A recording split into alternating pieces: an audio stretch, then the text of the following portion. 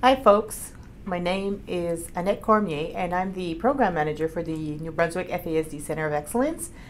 And I'm here, I'm going to walk you through the CanFASD collection data form to help you go through the process so it's easier when you're entering data. So when you first get on the page, you can first choose your language preference. So either French or English. So you just have to click on the English part and the form should be all there for you.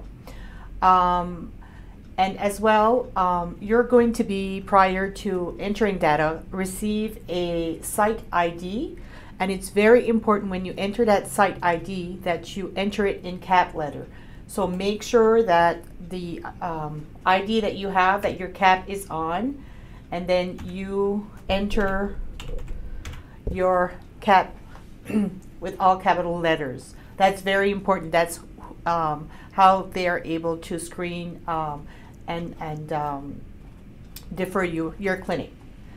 And next, you go through and you choose the country that you're from. So it's the scroll down, so Canada, and the province that you're from. So I'm from New Brunswick, so I'll click on New Brunswick here.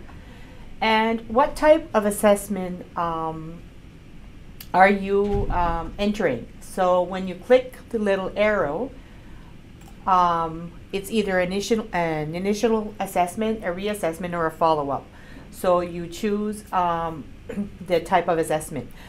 We've had questions in regards to clinic wondering if they need to enter their data as soon as you get into. So you can enter data as far back as your record. So whenever you start a clinic, start entering the data. So if you have that data, enter it. It doesn't make a difference, but it's important for data collection.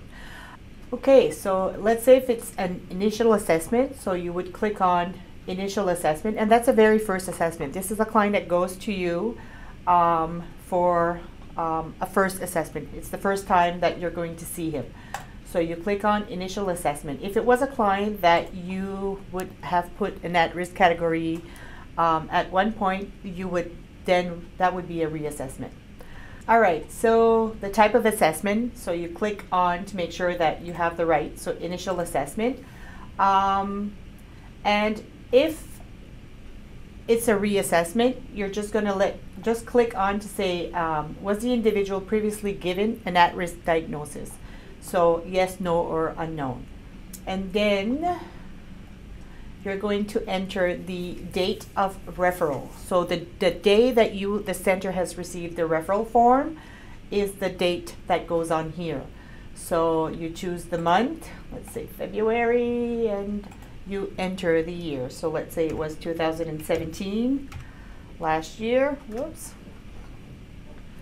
There we go. And the source of referral. So the source of referral is the person that made the referral to the center. So it's not so basically it would be a social worker, it could be a family physician, it could be the school, it could also be a self-referral, the legal system, or other family members. But it's very important that you click on the person that made the referral. So let's say here it was the medical referral, you would click on there. And also when the clients and each clinics have different referral forms, but I think on your clinic there should be a place in there that states why are they asking a referral, why are they asking them to be seen at your clinic. So it's important to click all the issues that was written down on that referral form. So most of them will be referred for behavioral issues, learning difficulties. If there are kids that are having difficulties with the law, that would be on there as well. A lot of them will have developmental delays or have not met their milestone, adaptive living problems, confirmed prenatal alcohol exposure, and I know some clinics, like for example, our clinics, we take we accept referrals if we have suspicions or confirmed prenatal alcohol exposure. So if it's written on the form, If it's a self-referral by a biomom, then we would click confirm prenatal alcohol exposure. If not, we don't click it, and then we investigate a little bit on that part. Social skills difficulties, a lot of kids have that. Self-regulation, a lot of sensory issues as well. So you would click whatever that would apply to your client. Next, was a screening tool used for your referral? So you either click yes or no, and if you click yes, it's going to ask you which tool. So just indicate here whether it be a questionnaire or looking for neurobehavioral symptom associated with FASD on the initial assessment. So it's kind of like screening them, pre-screening them to see if they would fit the criteria. Answer. So our clinics, we have a checklist, and we also have a questionnaire. So I would put questionnaire on there. And who did the screening? So who in your clinic does the first initial screening? So whether it be a coordinator, I know in our clinic I do it myself, so I would put my name. So I would put the program manager that does the screening. And then date of diagnostic assessment. So would be the date that your clinic actually took place, that you've delivered the diagnosis. Now we have some clinics that are going, the assessments are not being done during the same week period, where he might be seeing a speech language pathologist and a month later seeing the OT, seeing the physician and the psychologist. And there are some clinics that, like our clinic, we have a 4-day process, which the client comes to clinic and everything is done during that same week. So enter the date that the client received the diagnosis. So when you've met the family. So you would select the month. So let's say we did that yesterday. So we would put in here April and the year 2018. There we go. Was it a male or a female? So, well, let's say we click male. I'm walking you through it. And gender identity. So does the client refer to himself as a woman or as a male? So you would click or other. You would click other. For an example, for a gender identity, we had a client once that was a male and was definitely identifying himself with a male. But as the stress level went up, he would be turning into a female. And at the end of the clinic, where the stress level was at his highest peak, he actually came to diagnosis wearing a dress, wearing makeup, and he had a different name. So, but he had, when the stress level was down, he was actually a man and was proud of being a boy. So that would fall under other. So that's just one example of gender identity. Next, you enter the date of birth. So, I don't know, let's say he was born in April of 2000. And the ethnicity. Next, current living situation. So, what is the actual living situation of the child at the time of the assessment? Always bring yourself back at the time of the assessment. So, let's say if he was to live with his biological mother, you would click that. Has a biological parent been diagnosed with FASD?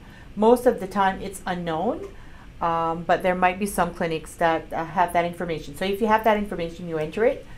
As their siblings that have been diagnosed with FASD, so let's say we put yes. So prenatal alcohol exposure. Is it absent? Is it present? Is it unconfirmed or unknown?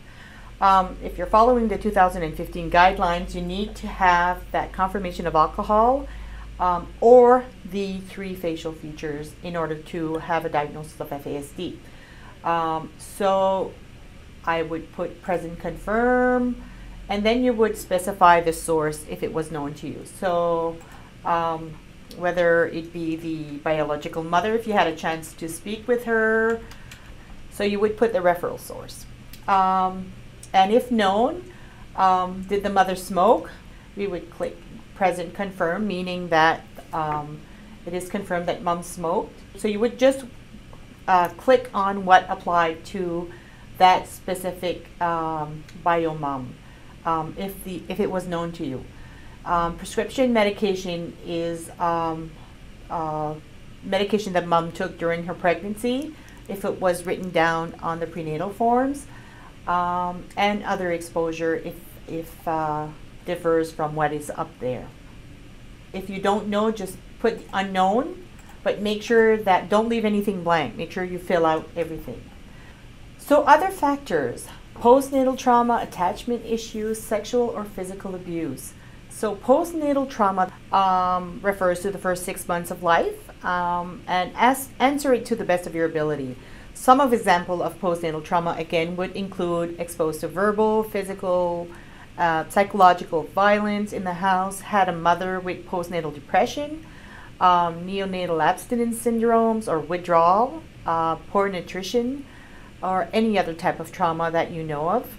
Attachment issues could include a diagnosis of a reactive attachment disorder, but it also for individuals who have associated behaviors that includes poor boundaries, kids that are hoarding. So, and please indicate whether the child was exposed to any type of sexual, psychological, physical, or spiritual abuse. So you would enter that under other. Next is the sentinel facial features. So that's actually the physician's evaluation. So what kind of form are you using? The Canadian norms, the Thomas, the Scandinavia, or other? Most of us use the Canadian guidelines, so you would put the Canadian forms. Palpable fissure length, so that's the length of the eyes again.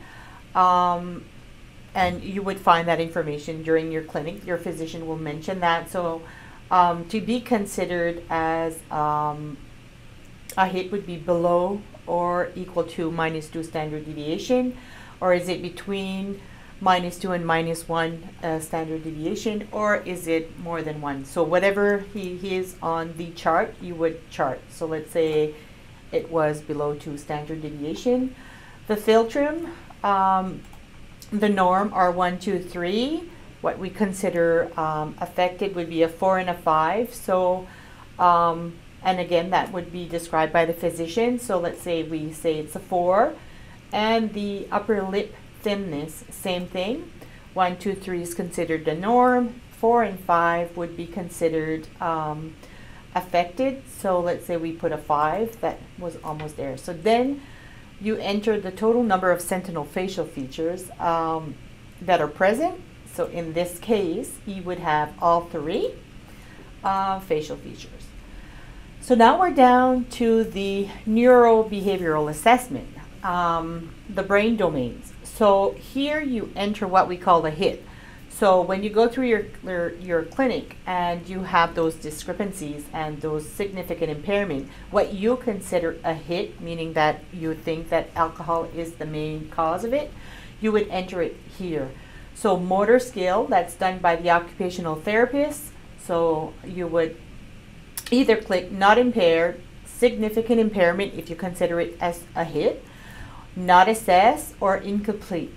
So let's say in our case, it was significantly impaired. Neuroanatomy, neurophysiology, that's the, if there's microcephalia, if there's an abnormal MRI imaging, if the child had seizures that were not explained by a known cause, then in that case that would be considered. So you would just click whatever applied to it. Cognition, same thing, that's the psychologist. So let's say if it had a significant impairment. Language, academic reaction, memory, attention, executive functioning, or poor impulse control, affect regulation, and adaptive behavior, social skills. So the affect regulation, most clinics sometimes, I know that it's still new in the guideline, and some clinics will put in there if we have a child that's been diagnosed previously with anxiety or depression. But how is the affect regulation, how is he able to self-regulate as well. So clinical judgment does have an impact here during the assessment, and adaptive behavior and skills. So let's say all of the brain domain were impacted. And then the full-scale IQ, same thing. Psychologists will give you that information during the assessment. So you just enter it. Less than 70, 70, 71 to 85, greater than 85, or if you're unable to calculate. So let's say it was less than 70 in this case. And then you choose your diagnosis. So you have all three facial features. So that would be an FASD with sentinel facial features. If you had 2 out of the 3 or no facial features, you would choose FASD without. The at-risk category would be chosen for a child that's too young to bring to clinic, a child that you were unable to to finish the assessment properly, and that you would have to bring again, and of course a child that you know that you have the prenatal confirmation of alcohol. So in this case would be FASD with sentinel facial features. And do you use another diagnostic to record that information? So like for example the 4-digit code. So yes or no, and then you would enter the 4-digit code. And other associated features. So during your assessment, did the client have any sleep problems, sensory sensitivities, sensory processing traumas? So you would click on any one. So it says here, please check all of that apply. So most of them have sleep problems. A lot of them have sensory sensitivities, sensory processing. He wasn't exposed to trauma. He lived with mom. Slow processing speed. Didn't have any other problems. So you just clicked what applies to you. So now to go down to other diagnoses, you would click here. Assessment did not have to occur at this clinic. So what other diagnosis did the client receive? So was there any congenital malformation? If yes, if no, or if not, assess. So in this case we say no. Was there an intellectual disability? We'll say yes, because the IQ was below 70. Was he diagnosed with ADD or ADHD? So make sure that here it's important to make sure that you click, don't leave any empty boxes. If you don't know, just put not assess. But put the ones that you know, and if you did put a diagnosis of ADHD and you didn't have one prior, add them in there as well. So most of them do. Attachment disorder, let's say no. Development coordination, no. Language disorder or impairment, no. Auditory deficit would be any hearing problems, hearing impairment, hearing aids, or anything like that. In this case, no. Visual deficit, yes. If a child is wearing glasses, obviously he's having a hard time seeing, so we would click yes for that. Tourette, we don't assess. Anxiety was not mentioned. Autism was not there. So anyway, so you just go about it and you click whatever applies. And if there's any other diagnosis that was not covered here, that would fall under other. And then you would need to specify. So medical history. So going back at the medical history, was there growth restriction? So looking at the growth curve, when you do growth, and I know we don't take into consideration growth now with the new guidelines, but we do keep track of it and we do mention it in the final report. So was the growth affected in this case? We'll say yes, and if yes, please specify height and weight in percentile. So let's say he's below the 10th percentile, below a 3rd percentile, you would add that there for height and weight. So we would say height below 3rd percentile and weight below 10th percentile. So you would basically just write what you found during the clinic. Was there microcephalia? So again, you would have had a diagnosis of that. So yes or no. In this case, we'll say yes. Failure to thrive, that's usually diagnosed when they're really early. Kids that don't meet their growth curve and are really below, and even though we try to we feed them, they just don't gain weight. So yes or no. Neurological condition, any seizures. So again, here it's important to make sure that you click on each and every one of them. So whether it's be a yes or a no. And if it's a yes, it's going to ask you to specify. Okay, so now we're down to medication. So here we would like for you to list all of the medication that the child is currently taking during the time of the assessment. So you would add yes or no to the list of medication. So it's important for you to go down. And again, don't leave any empty, so make sure to click. So no omega, no choline, good timing. So you would just click no or yes to the ones that do apply. And let's say he was taking melatonin. There we go. And next you would prescribe, enter the medication. So if it's a stimulant, antidepressant, antipsychotic, birth controls, hormone replacement therapy, antihypertensive, anticonvulsant, anticonvulsant, I'll say that in French, and other medications. Like he was asthmatic, so we'll add puffer, so whether it takes Ventolin. So you would enter the medication. So what's important to remember for medication is actually entering the data, the medication that the client is actually currently taking in the present moment. So no, not what he was previously on, but what is actually active in his life at this moment. And now, are any of the following substances currently being used or misused by the client? So if it's a young client that's not exposed to drugs or alcohol or anything at the moment, so you would just click no. But if it's a teenager and you have that information, so let's say that he did experience alcohol problems, you would click yes or no. But again, this is a field where you want to enter data. You want to make sure that you click on each and every one of them. And if you don't know, just click unknown. So it's important to make sure that you click on each and every one of them. And again, other would be other drugs or other that we've not mentioned up here. And is he seen or followed? Is he in treatment? So again, let's say that we say yes for his alcohol and no. So this is again another field that you want to make sure that you click on all of them. Okay, so here is are any following currently being experienced? So now we're going into the recommendations and what is actually happening prior to coming to clinic. So was there a teacher's assistant prior to diagnosis? So by that we mean, was there a teacher's aide, part-time, full-time? Was there somebody in the class watching over him? So no, yes, unknown, or to be followed after clinic.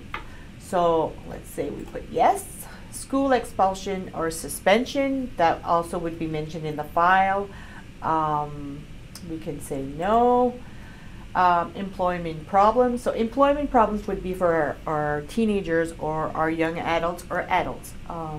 In this case, we say no. So again, we want to make sure that you enter all of the data and you make sure that you click on all of the, you have to select one. Needs help living on own. So that's the question that we had. What if the child is young? Do we click on that? So for me, anybody that needs help living, whether you're 5 or whether you're 15 or whether you're 25, you click yes. Most of our clients will have a yes on here. And again, CanFASD can go and siphon out the age and have the precise data for the adults if we're looking into that information. Need assistance or sheltered housing, legal problem. And again, make sure that you click, is he a victim? Is he an offender? Is there a custody battle going on? Is there a special court jail, regular court jail, or has he been incarcerated prior? So let's say no. Which of the following recommendations were made? So this is after the client has seen all of the professionals and we are giving them the recommendation. I think what's important here to think, even when you're doing your recommendations, is to think across the lifespan. So I know that in our clinic, we think the client has a one-shot deal at coming to clinic with a multidisciplinary team that has that FASD lens. So we want to make sure that when the client leaves, that we have recommendations that's going to support him throughout his lifespan. So there are some recommendations that we throw in there that we know are not going to apply if he's 5 or 6, but it's going to apply when he's 14 or 15 or when he turns 18 or 19. So we want to make sure that we kind of like put everything out there. So that's something, if you're not doing in your clinic, that you might want to think about, because not everybody has that FASD lens, and you guys do. Okay, so here for the recommendations, you basically just click the ones that you have put forth, and put the ones that, even though their services are not available, it's very important that you do put them in the recommendations, because this is going to help you prove that the client needs this recommendation. So by all means, put it on paper and give it to the client, because that's the only way that we're going to prove that they need this service, even if they're not available. So coaching, that a mentor, that's what we call the external brain, which we don't really want to use that word, but a mentor, a coach, that you put that in your recommendations. Support individual or group. So let's say if the family needs some support, or the individual, big brother, big sister, and all of that, we would put that in there. FASD education. We want to make sure that everybody's going to be working with a client has that education. FASD early intervention is that you start working with the client prior to coming to clinic. So for us, we know that it might take 2 years before the client comes to clinic, and we want to make sure that we start doing that education piece even before he comes to clinic, because our screening is so tight. So we have a feeling that we know he's been exposed to alcohol, we know that he's having behavioral challenges. So at this time, we're going to start putting those universal strategies that's going to be able to help. So that would fall under early intervention. Counseling support for the group, yes or no. Counseling or therapy for each of them. Counseling for the couple.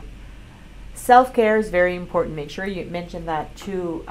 You put that in your recommendations for the family, because they do not have enough of that. Substance abuse counseling therapy. So in this case, we would say yes, because we clicked that the client is drinking alcohol. Respite. We know respite is a huge problem. Everybody needs it, but yet services are not available. So here you could click yes, services are not available in your region, because there's some region where the respite is not a problem. So if you're recommending it and it's available in the community that the client is actually living in, and it's not going to become a problem, you click yes. But if not, you would say yes, but the services are not available. Sexual health education, that's one that we've added as well, and we put it in there because we know that there's a lot of, like, history tells us that secondary disabilities, the clients, if that sexual health education is not done earlier in life, we might have difficulties as we go along. So I know in our clinic, that's something that we put there, and we make sure to say that the education is based on the developmental age of the child and not chronological age. So yes, if the client was violent, was showing any violent issues or anything, and we would want him to have anger management education, we would click on there, or it would, whether it be the family as well. And then you keep going. Child protection, this is not an issue. Spouse abuse intervention, again, we would click. Mental health support, I'm hoping that you're putting that in all of your recommendations. Income support, So that's for the tax disability credit. Food banks, so if the family would need help, if the client would need access to food bank, we would put that in there as well. Emergency housing or shelter, same thing. If the child was attending daycare, their guardianship was involved, power of attorney, personal directive. So here, always think in mind of our, most of the families, clients are staying with families a lot longer, and the parents are quite concerned because they're aging, and they're kind of wondering who's going to take care of my child or my son or daughter as I grow older, and I might not be able to take care of them. So this would certainly be where you would want to recommend guardianship, power of attorney, and it's not always bad to think about that, because we never know what can happen if there's an accident or if there's anything. We would certainly want to have that discussion with the family to make sure that to take that burden off of their shoulders. Legal aid, so yes or no. Services for civil courts, court issues. So speech and language pathologist. So if you were to refer the client to a speech language pathologist, yes, no. Most of us, I don't know about you, but you guys, but I know us in New Brunswick, it's a service that's very hard to get. So yes, we recommend it, but services might not be available in the area. And we prescribe behavioral therapy services, CBT, ABA, etc. Medication, occupational therapists, accommodation. So I think the rest was pretty much. So again, in this area, you want to make sure that you click on every single one of them. Don't leave any empty. So it's either yes, no, or unknown. The anticipatory guidance prevention, that's for physicians. So if you cite it in your recommendation, you might want to put that in there. Safety precaution to be taken or specific measures to deal with safety concerns. So these are our runners or the fight or flight kids, the kids that we need to keep our eyes on, and we have to keep them safe.